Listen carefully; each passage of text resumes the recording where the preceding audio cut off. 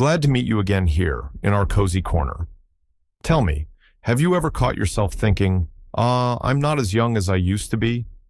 Perhaps waking up in the morning, you feel as if you haven't rested at all, or does a spoon suddenly feel heavier and the stairs higher? We often blame it on age, shrug, and say, what can you do? We're getting old. But I want to ask you a question. Is this really just the norm for your age? What if your body is quietly, almost whispering, signaling to you that it needs help, and you are missing these signals? It's true. With years, our metabolism really slows down. Cells don't renew as quickly as in youth. That's a fact. But there are silent thieves of our health that worsen these processes. Familiar food that no longer provides benefit, or lack of movement that we justify with fatigue. Imagine your body is a house you've been building your whole life. And now, somewhere the roof has started leaking. Somewhere a floorboard is creaking. Would you really say, well, the house is old, let it fall apart? Of course not. You'd undertake repairs. It's the same with the body. Today we will talk about 6 such creaks and leaks that many ignore. I promise, you will learn how, through simple, accessible steps, to regain more energy, lightness, and joy in life.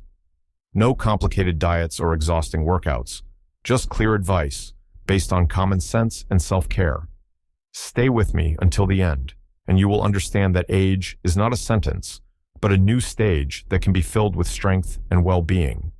Stay with me until the end, because some of these lessons might surprise you. First sign, constant fatigue not related to exertion. Do you wake up already tired?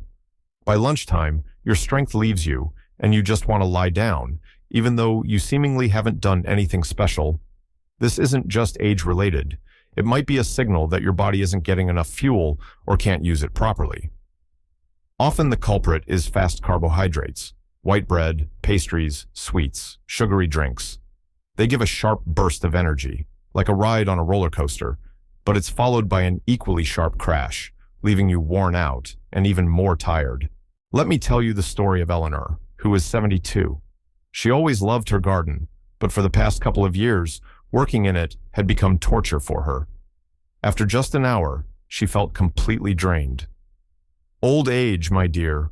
Old age, she'd tell her granddaughter, treating her to cookies, which she herself ate almost every day. She was used to starting her morning with white toast and jam and snacking on a bun during the day. She sincerely believed that her battery was simply draining faster with age. Internally, she had resigned herself, feeling a little helpless, because how do you fight years? But one day, her doctor advised her to pay attention to her diet. Eleanor was skeptical. What, am I supposed to starve in my old age? She grumbled.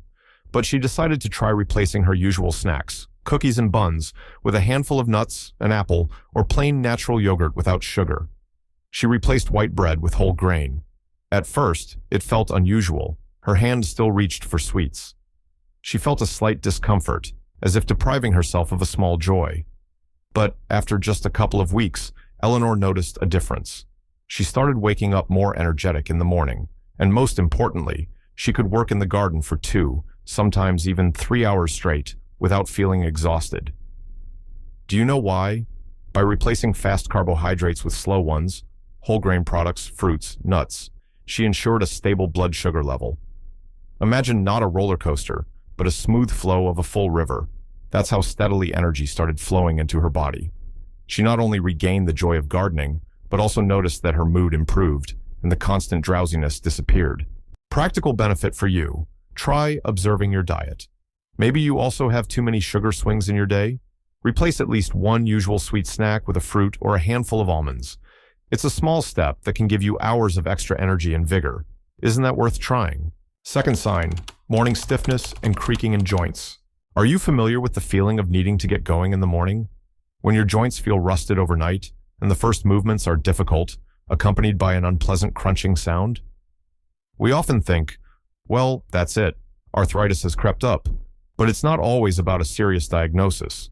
Sometimes it's a signal that our joints lack lubrication and movement. Imagine door hinges. If you don't use them for a long time, they start to squeak and move stiffly. The same thing happens with our joints if we lead a sedentary lifestyle and don't drink enough water. I want to share the story of Robert, who is 68. He always loved morning walks in the park, but lately, every morning, started with agonizing stiffness in his knees and back. It took him 15 to 20 minutes to warm up, and the very thought of a walk became depressing. "Guess I've walked my last," he thought bitterly, looking out the window at runners. He had almost resigned himself to his fate, sitting at home and creaking. It seemed to him that any movement would only worsen the pain, and he instinctively tried to move less.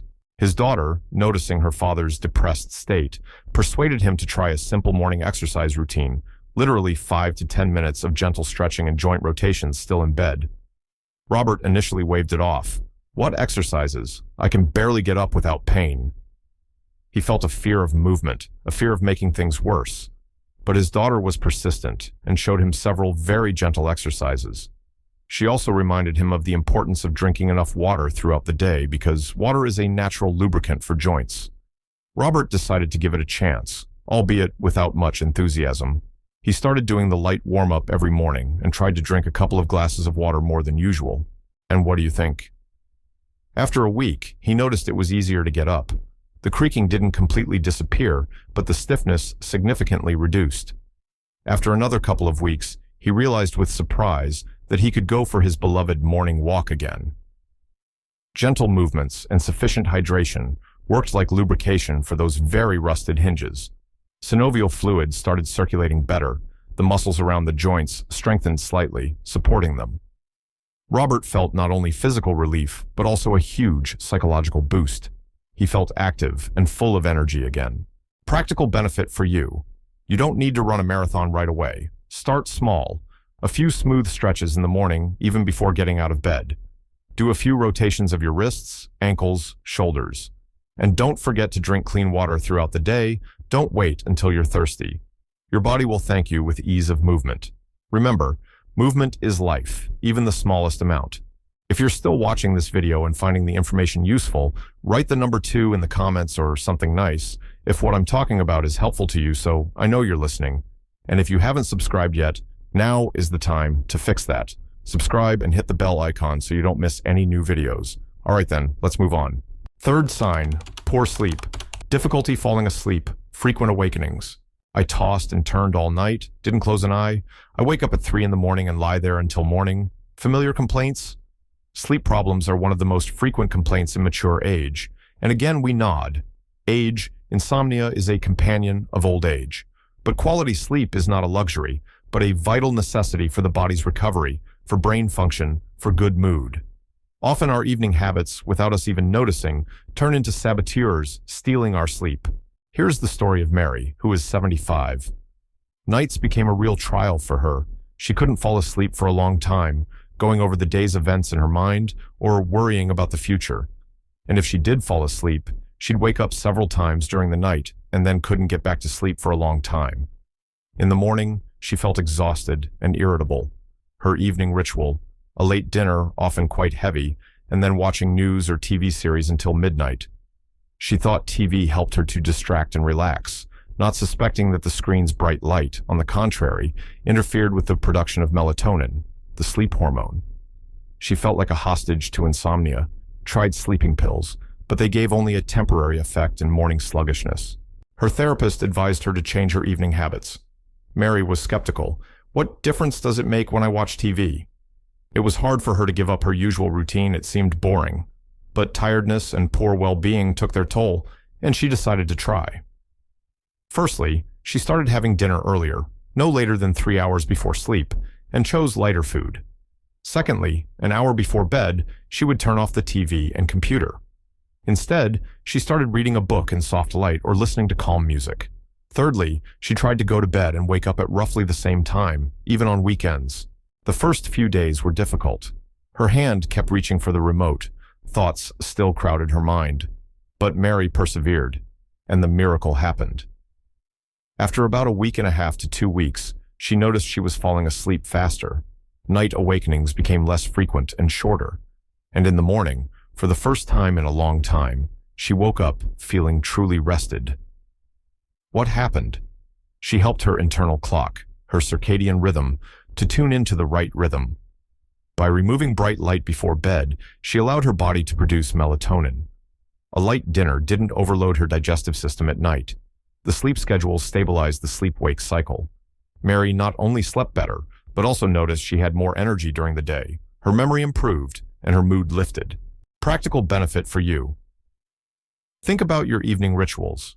Are they interfering with your sleep? Try creating your own sleep routine.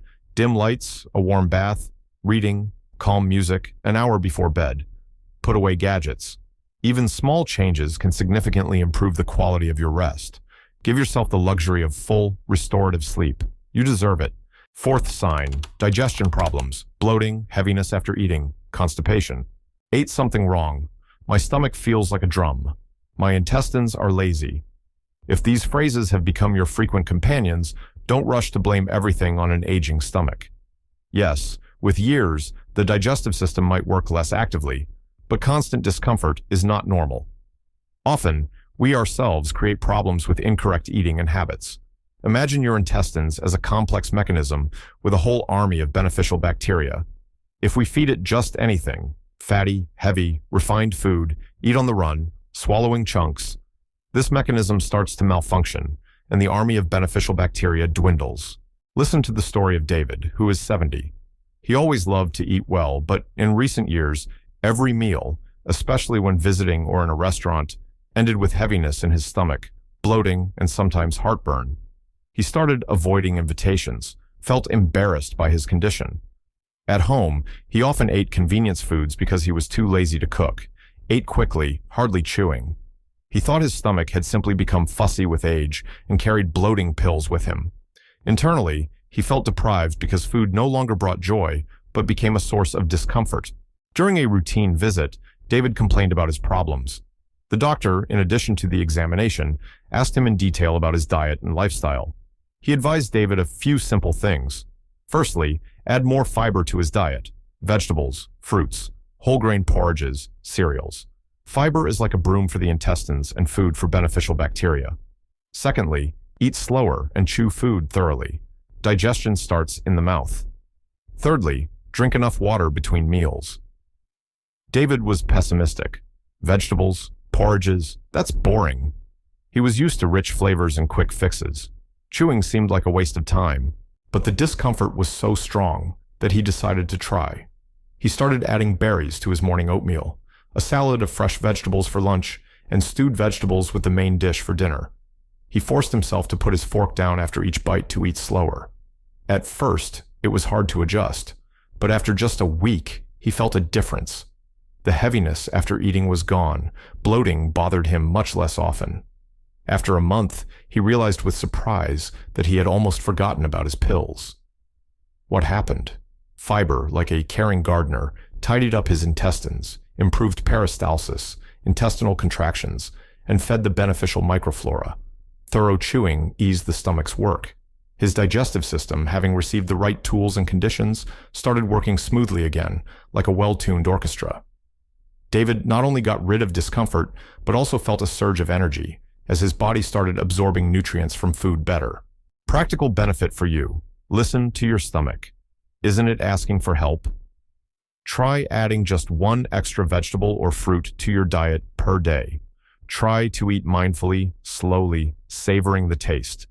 Even such simple steps can significantly improve your digestion and well-being. Your stomach will thank you with comfort and lightness. If you haven't subscribed yet, be sure to subscribe and turn on the bell icon so you don't miss new videos. Your support helps us continue to create useful and inspiring content for you. And now, let's keep going. Fifth sign, brain fog and forgetfulness. Losing the thread of conversation, walking into a room and forgetting why you came, can't recall the name of an acquaintance. Slight forgetfulness and a feeling of brain fog are another symptom often blamed on age. Senility is just around the corner, we joke sadly. But our brain, like muscles, needs training and proper nutrition to stay clear and sharp. Sitting in front of the TV for hours, monotonous food, lack of new impressions, all this can lead to our mental abilities gradually fading. Here is the story of Susan, who is 69. She started noticing it was harder for her to concentrate on reading. She often lost keys or glasses, forgot about planned activities. This upset and scared her greatly. "My head is completely like a sieve now," she complained to her friends. She spent most of her day at home, watching TV or just sitting, lost in her thoughts. Her diet was quite monotonous. She felt she was losing control over her mind, and this caused her anxiety and insecurity. Her son, a programmer interested in how the brain works, gave her a tablet for her birthday with games installed to train memory and attention. Simple puzzles, Sudoku, word search games. Susan initially saw it as child's play. Am I a child to play games? It felt unusual and even a little shameful to do this. Her son also advised her to add fatty fish, salmon mackerel, to her diet a couple of times a week, as omega-3 fatty acids are very important for the brain, as well as a handful of walnuts a day. And he also persuaded her to sign up for beginner painting classes to give her brain a new, unfamiliar task. Susan started reluctantly. The games seemed difficult, fish wasn't her favorite food, and going to painting felt scary. What will I do there among young people? But gradually she got into it. She started enjoying solving puzzles, found tasty recipes with fish, and met interesting people at painting. And most importantly, after about a month to a month and a half, she noticed that the fog in her head began to clear. She started remembering information better, losing things less often, and found it easier to concentrate. What happened? Susan's brain received what it needed: stimulation and nutrition. Mental exercises like training for muscles strengthened neural connections. Omega-3 fatty acids improved brain cell function, and the new hobby, painting, activated creative centers and provided new impressions. The brain, as if awakened from hibernation, started working more actively again. Susan felt more confident, younger, and much happier. Practical benefit for you: don't let your brain get bored. Find something that interests you. Solve crosswords, memorize poems, start learning something new, a foreign language, history, computer skills. Play chess or cards, socialize with people.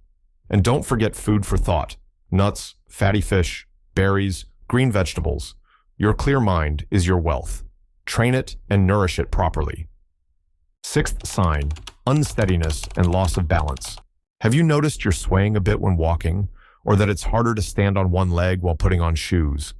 Perhaps you've started instinctively holding onto walls or furniture when moving around the house. Slight unsteadiness and loss of balance are not just annoying trifles. They are a serious signal that shouldn't be ignored, as it increases the risk of falls and injuries. We think, my legs aren't what they used to be, they've become weak.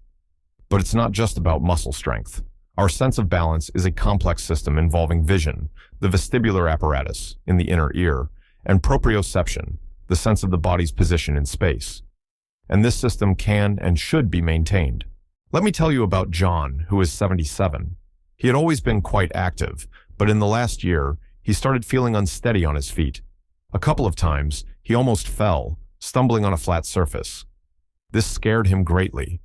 He started walking slower, with a shuffling gait, avoided going out in bad weather. At home, he often wore old, worn-out slippers without backs. He felt vulnerable and dependent, feared becoming a burden to his children. Old age is no joy, he sighed, refusing offers to go for a walk. His physical therapist noticed this problem. He explained to John that the sense of balance can be trained, just like muscles. He showed him a few simple exercises that could be done at home, holding onto a chair, rising onto toes, standing on one leg, literally for a few seconds, walking in place with high knee lifts. The doctor also advised John to switch his indoor shoes to comfortable shoes or slippers with a back and non-slip soles. And also to check his vision, as poor eyesight greatly affects balance. John was skeptical. What exercises? I can barely walk. He thought it was useless and even dangerous. What if he fell during the exercises?